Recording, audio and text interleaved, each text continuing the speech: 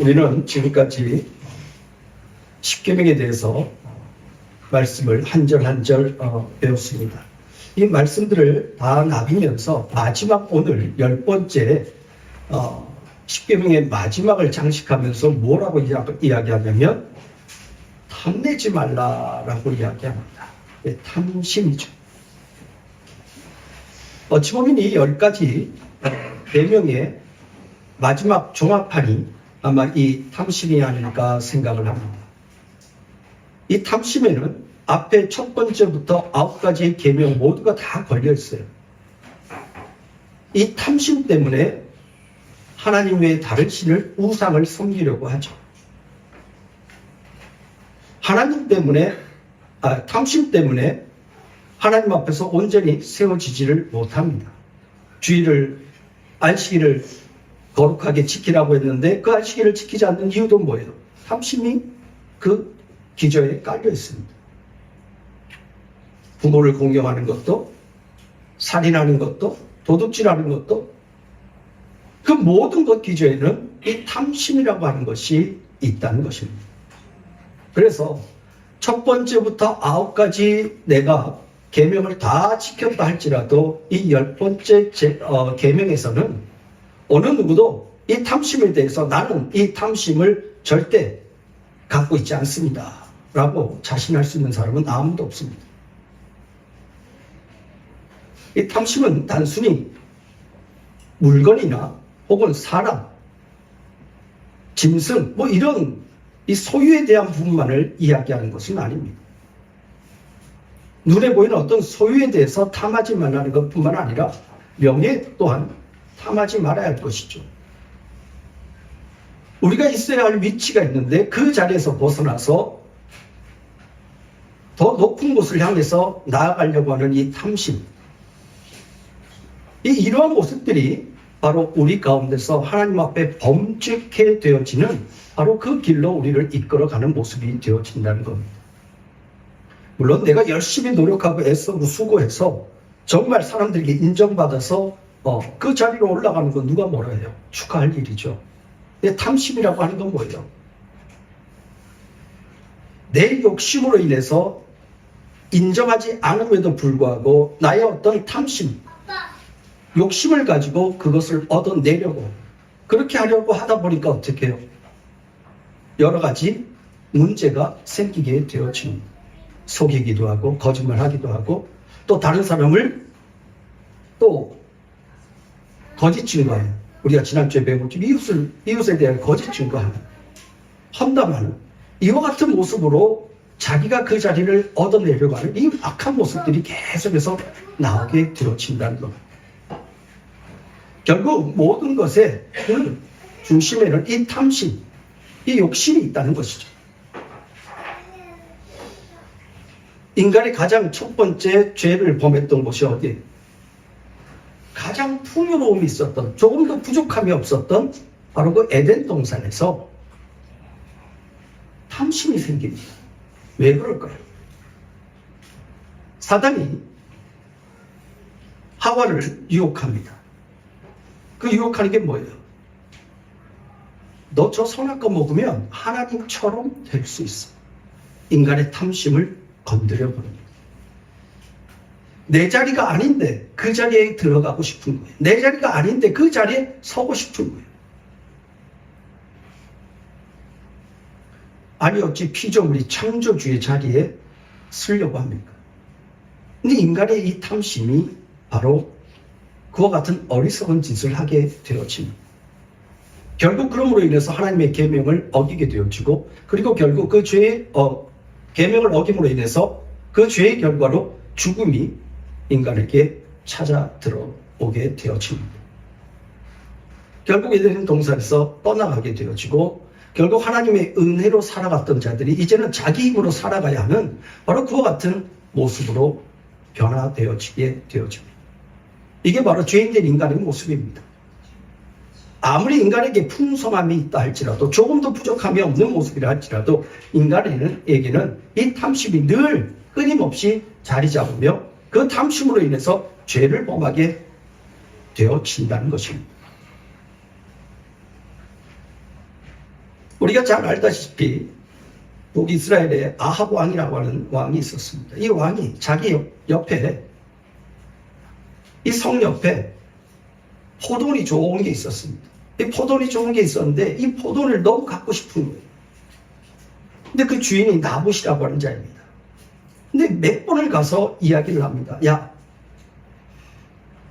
너가 너의 그 포도를 나에게 주면 내가 더 좋은 곳을 너에게 줄게.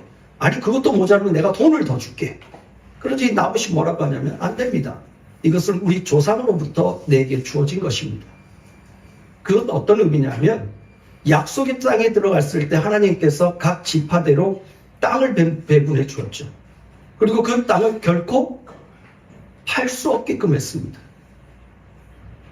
농사 지을 수 있는 그 기간을 팔 수는 있어도 시간이 지나면 다시 원주인에게로 돌아가야 되는 것이 이 약속의 땅, 가나안 땅에서의 법칙이었어요. 그런데 이 아합 왕은 그것을 자기의 소유로 삼고자 했던 거예요. 그 땅이 누구 거예요? 하나님 거예요. 하나님 땅인데 자기 것으로 자기 소유로 삼으려고 합니다. 이것이 안 돼서 끙끙 앓습니다. 그러자 이 아합 왕의 왕비가 이세벨이었는데, 이 이세벨이 그 끙끙 앓고 있는 모습을 보면서, 왕이요, 뭐 때문에 그렇게 신음거리며 시름시름 앓고 있습니까? 도대체 뭐 때문입니까? 그러자 자초주장을 이야기합니다. 그러니까 이세벨이 이야기하죠. 아니, 당신 왕 아닙니까? 왕이면 당신 힘을 가지고 모든 일들을 하면 되고 그거 취하면 되지, 뭘 그렇게 어렵게 생각하냐. 내가 그거 당신에게 돌려주겠다. 그러면서 그 성의 비류들을 2명을 삽니다. 그리고 재판관들을 세웁니다. 다 형식적이고 거짓된 것이죠. 그래서 어떻게 해요? 나봇이 하나님과 왕을 모욕했다, 저주했다라고 이야기를 하라고 합니다. 당시에 이스라엘에 보면은 2-3명의 증인이 어떤 잘못에 대해서 이야기해서 그 증인의 이야기가 둘 다 똑같이 전해지면 그것으로 인해서 재판이 되어지고 그리고 결정이 되어지는 거예요. 그러니까 2명의 증인이 똑같은 말로 나봇이 여호와 하나님과 왕을 저주하는 소리를 내가 들었다, 우리가 들었다, 똑같이 들었다, 이렇게 이야기하는 거 어떻게 해요? 돌로 쳐 죽입니다. 그리고는 어떻게 해요? 나봇이 죽이니까 그 포도는 자연스럽게 누구의 것도 안 되게 남겨졌어요. 그러자 이 이세벨이 나봇에게 와서 이야기합니다. 왕이시여, 나봇이 죽었습니다. 이제 그 땅을, 그 포도를 취하십시오. 그때 하나님께서 예언하죠. 선지자를 통해서. 나봇이 피 흘려서 걔가 그 피를 핥던 그곳에서 당신도 똑같이 그곳에서 피를 흘리며 그 피를 걔들이 핥을 것입니다.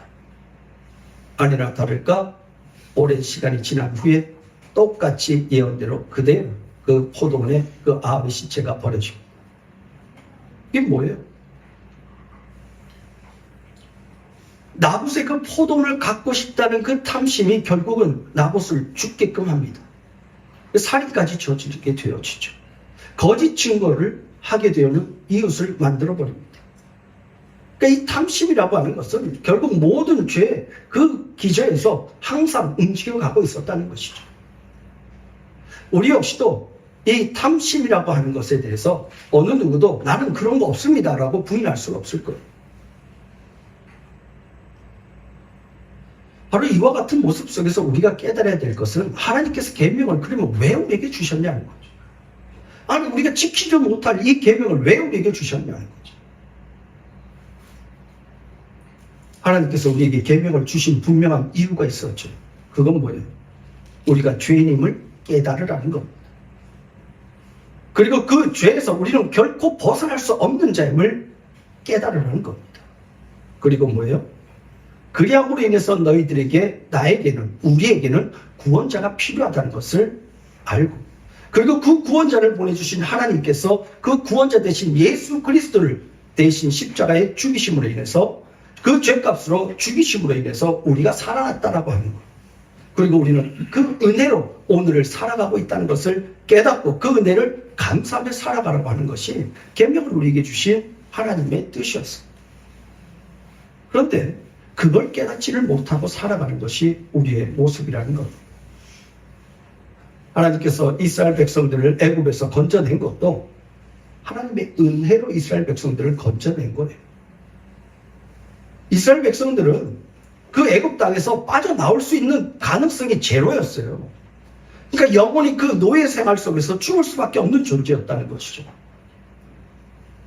그런데 하나님께서 모세를 통해서 10가지 재앙을 통해서 마지막 어린 양의 그 피를 통해서 이스라엘 백성들을 그 애굽에서 건져내십니다. 그러니까 그들은 영원히 죽음의 땅인 애굽에서 건져낸 바 되어진 겁니다. 무엇으로? 은혜로. 그리고 그 은혜로 또한 하나님께서 가나안 땅을 준비해 놓으셨어요. 그러니까 이스라엘 백성들은 은혜로 죽음의 그 땅에서 빠져나왔고 또 그 하나님의 은혜로 인해서 약속의 땅에 들어가서 삶을 살아가는 자들입니다. 근데 그럼에도 불구하고 이스라엘 백성들은 그 약속의 땅에서 하나님의 은혜를 상실해 버립니다. 잊고 살아가는 것이죠. 그리고 뭐요? 탐심이 생기는 거예요. 탐심이 생기니까 거기서 뭘 해요? 우상을 섬기는 거죠. 끊임없이 인간의 이 탐심은 하나님의 말씀을 계속해서 갉아먹는 거예요. 마치 하나님의 언약을 갉아먹는 이 벌레와도 같은 거예요. 이게 탐심이에요. 이 문제에서 우리는 해결할 길이 없다는 것을 인정하며 하나님의 은혜와 긍휼만을 구하며 살아가는 것, 이것이 우리의 모습이 되어야 하는 것. 이스라엘 백성들이 약속의 땅에 들어가서 하나님의 말씀을 붙잡고 살아가야 하는 이들이 끊임없이 다툽니다. 끊임없이 싸웁니다. 그 이유가 뭐예요? 조금이라도 내 땅을 차지하기 위해서, 더 얻어내기 위해서. 하나님께서 지기표를 움직이지 마라. 그런데 뭐야? 지기표를 움직인다는 건 뭐예요? 그 땅의 경계를 너가 더 가지려고 옮겨놓지 말라는 겁니다. 그럼에도 불구하고 뭐예요? 옮겨놓는 자들이 있다는 겁니다. 이게 바로 인간의 탐심 속에서 나타나는 모습입니다. 오늘 우리의 모습을 한번 생각해 보세요. 나는 과연 어떤 모습으로 살아가고 있는지. 정말 하나님께서 내게 주신 것에 그냥 만족하며 감사하며 또 그것으로 인해서 연약한 자들을 도우며 섬기며 또 그것으로 인해서 하나님께 영광 돌리며 살아가고 있는지, 아니면 늘 나의 부족함으로 인해서 원망하며 불평하며 살아가고 있지는 않는지, 그런 우리의 모습들을 한번 돌아보자는 겁니다. 탐심은 열심히 내가 삶을 살아가면서 그 삶 속에서 내가 영위하고 누려야 할 것들을 누리며 살아가는 것, 이걸 탐심이라고 이야기하지는 않죠. 탐심은 뭐예요? 내가 얻을 수 없는 어떤 것들을 얻어내기 위해서 수단과 방법을 가리지 않고 내 것을 채워내려고 하는 요구. 이게 바로 탐심이죠. 사람들은 탐심에 대해서는 전혀 죄라고 인식하지 않습니다. 왜요? 탐심이 어떤 행동으로 옮겨졌을 때만 죄라고 인식을 하고 거기에 대해서 제한을 가합니다. 그러나 성경은 그게 아니었어요. 누군가의 것에 탐심을 갖게 되어지는 그것 자체가 죄라고 말씀하고 있어요. 이와 같은 하나님의 말씀 속에서 자유로울 자가 있다는 겁니다.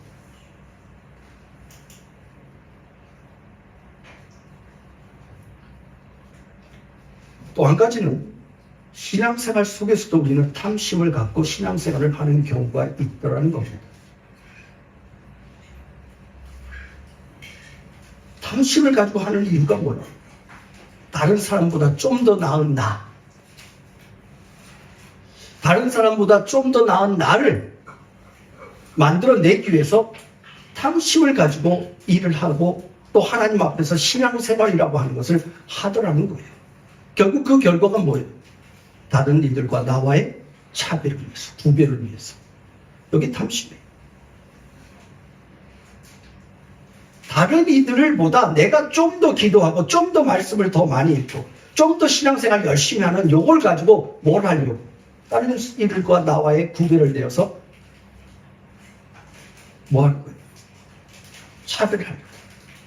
나는 너보다 좀 더 나은 사람. 이게 탐심에서 나오는 신앙생활의 모습이라는 겁니다. 하나님은 그거에 대해서 절대 용납하지 않으신다는 겁니다.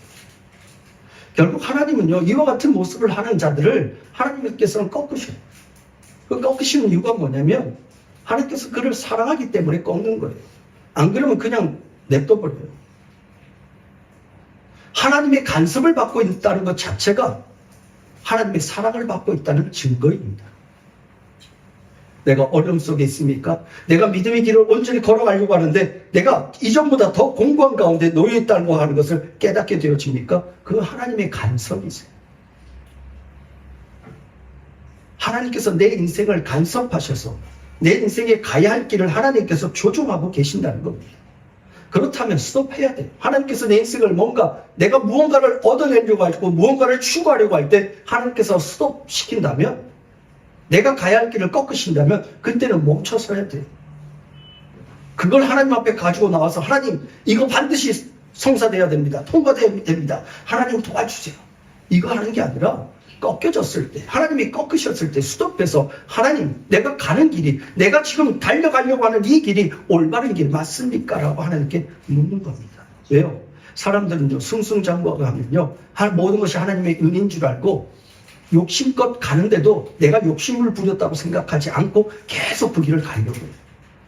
결국 그 길 끝에는 뭐예요? 더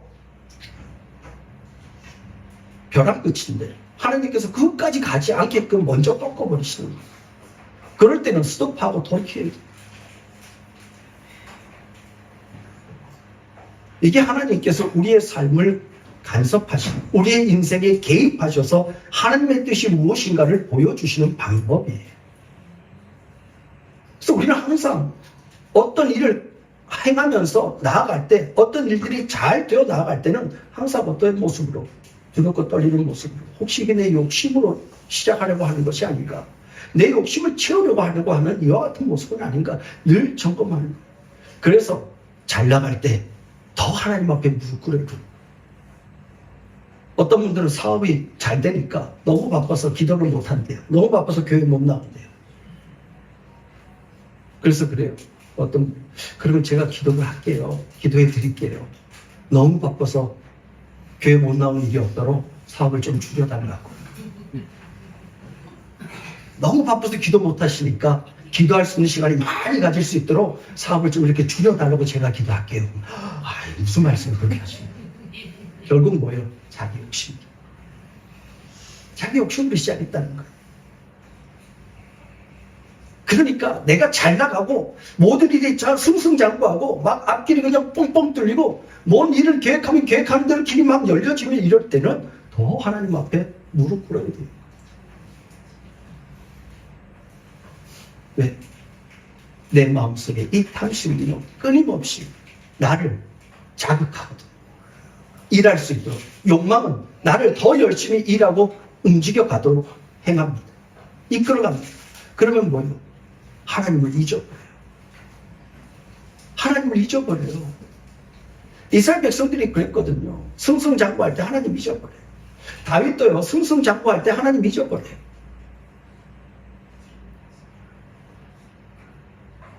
그래서 어떻게 해요? 자기 군사를 자기 힘으로 삼아서 자기 인구조사를 합니다. 그 인구조사가 뭐였냐면 그걸 자기 힘으로 삼아요.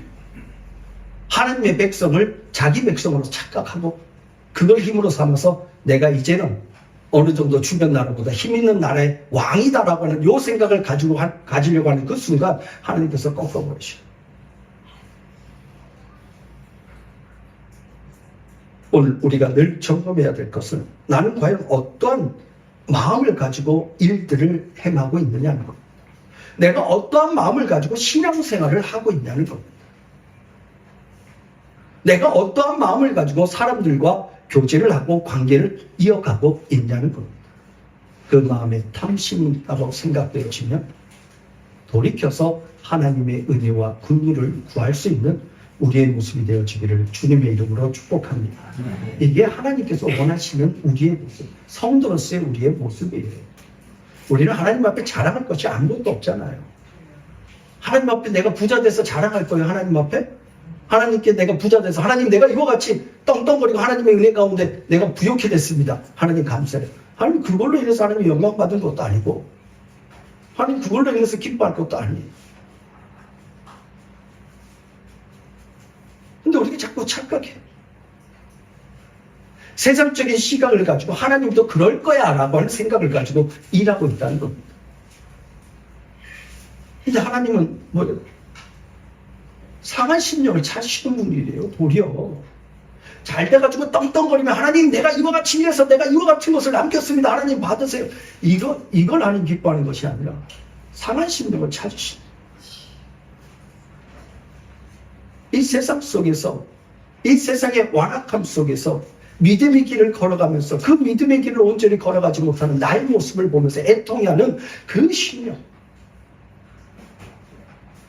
모든 세상 사람들이 가는 그 길로 나도 걸어가야 할 수밖에 없는 그 길을 걸어가면서 애통해하는 그 상한 심령을 찾으신다는 거예요. 여러분 정말 하나님 앞에 기도하면서 하나님 내가 하나님의 말씀에 온전히 순종하지 못하는 이 아픈 마음, 세상 길로 가지 않고 좁은 길로 가야 되는데 그 길로 가지 못하는 이 나의 마음, 이 아픈 마음을 가지고 하나님 앞에 통회하고 울어본 적이 있습니까? 세상 것을 얻지 못해서 울어본 적은 있어도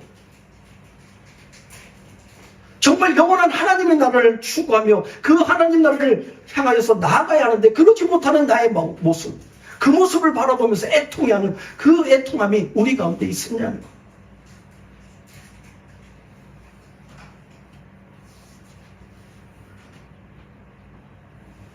오늘 하나님께 예배하러 나오는 우리의 모습이 어떠한 모습으로 하나님 앞에 예배하러 나옵니까? 바로 그와 같은 애통한 마음을 가지고 하나님 앞에 나와서 예배하는 거죠. 그런 예배자를 하나님께서 찾으신다고 말씀하고 있어요.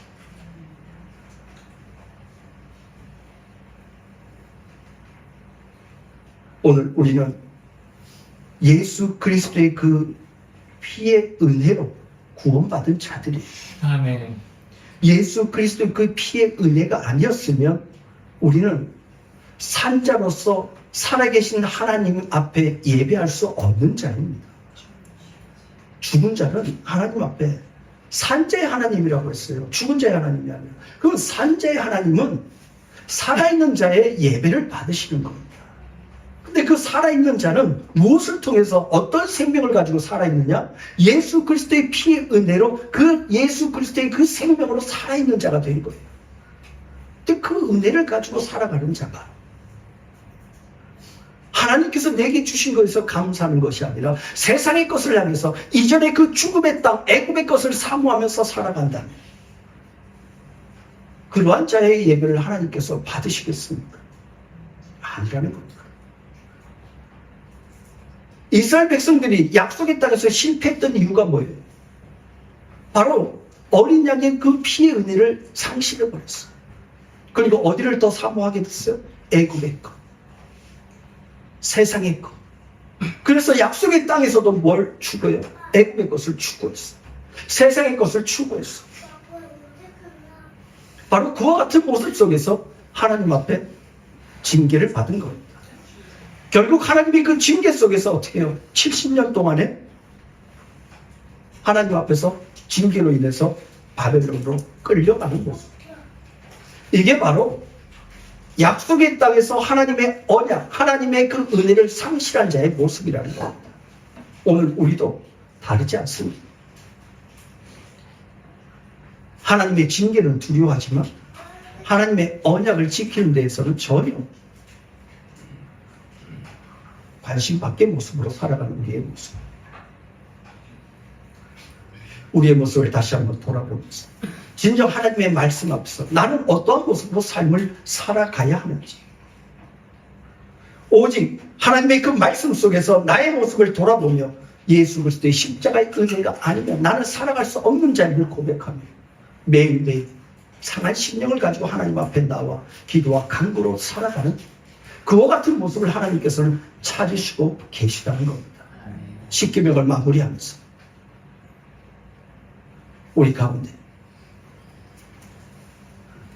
세상의 것을 탐하려고는 이 마음들이 제하여지고 오직 주님의 은혜와 긍휼만을 구하며 또 예수 그리스도의 그 십자가의 은혜만을 바라보며 주님 오시는 그날까지 내가 주님 앞에 서는 그날까지 믿음의 길을 걸어갈 수 있는 저와 우리 모든 성도님들 되어지기를 주님의 이름으로 축복합니다. 기도하겠습니다.